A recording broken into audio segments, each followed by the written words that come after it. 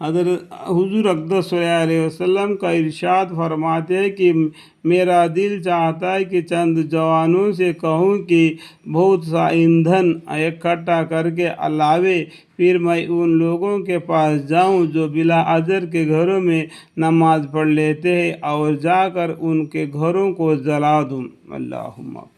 نبی اکرم صلی اللہ علیہ وسلم کو باوجود اس شفقت اور رحمت کے جو امت کے حال پر تھی، اور کسی شخص کو ادنی اس تکلیف بھی گوارا نہ تھی، ان لوگوں پر جو گھروں میں نماز پڑھ لیتے ہیں اس قدر غصہ ہے کہ ان کے گھروں میں آگ لگا دینے کو بھی آمادہ ہے۔ حضور اکرم صلی اللہ علیہ وسلم کا ارشاد ہے کہ جس گاؤں یا جنگل میں 3 آدمی ہو اور وہاں جماعت نماز نہ ہوتی ہو تو ان پر شیطان مسلط ہو جاتا ہے، اس لیے کہ جماعت کو ضروری سمجھو۔ بھیڑیا اکیلے بکری کو کھا جاتا ہے اور آدمیوں کا بھیڑیا شیطان ہے۔ ایک بھیڑی اگر ہوگا تو یعنی ایک بکری اگر اکیلی ہو تو بھیڑیا اس کو کھا جاتی ہے،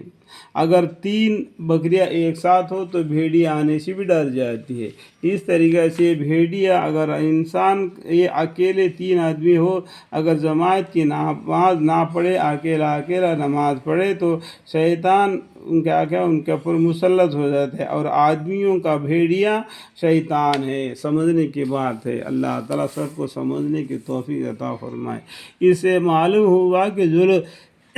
کھیتی باڑی میں مشغول رہتے ہیں، اگر 3 آدمی ہو تو ان کو جماعت سے نماز پڑھنا چاہیے، بلکہ 2 کو بھی جماعت سے پڑھنا اولا ہے۔ کسان عام طور سے اول تو نماز پڑھتے ہی نہیں کہ ان کے لیے کھیتی کا مشغول اپنے نزدیک کافی اجر ہے، اور جو بہت دیندار سمجھے جاتے ہیں وہ بھی اکیلے ہی پڑھ لیتے ہیں، حالانکہ اگر چند کھیت والے بھی ایک جگہ جمع ہو کر پڑھے تو کتنی بڑی جماعت ہو جائے اور کتنا بڑا ثواب حاصل کرے۔ 4 پیسے کے واسطے گرمی سردی دھوپ بارش سب سے بے نیاز ہو کر دن بھر مشغول رہتے ہیں، لیکن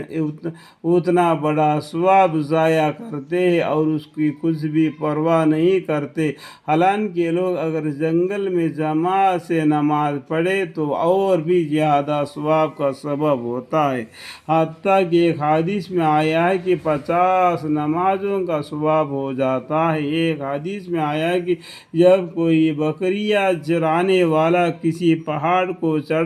پہاڑ کی جڑ میں یا جنگل میں اذان کہتا ہے اور نماز پڑھنے لگتا ہے تو حق تعالیٰ شانہ اس سے بے حد خوشی ہوتے ہیں، اور تعجب و تفاخر سے فرشتوں سے فرماتے ہیں، دیکھو جی میرا بندہ اذان کہہ کر نماز پڑھنے لگا ہے،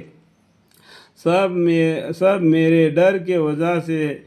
کر رہا ہے، میں نے اس کی مغفرت کر دی الحمدللہ، اور جنت کا داخل طے کر دیا الحمدللہ رب العالمین۔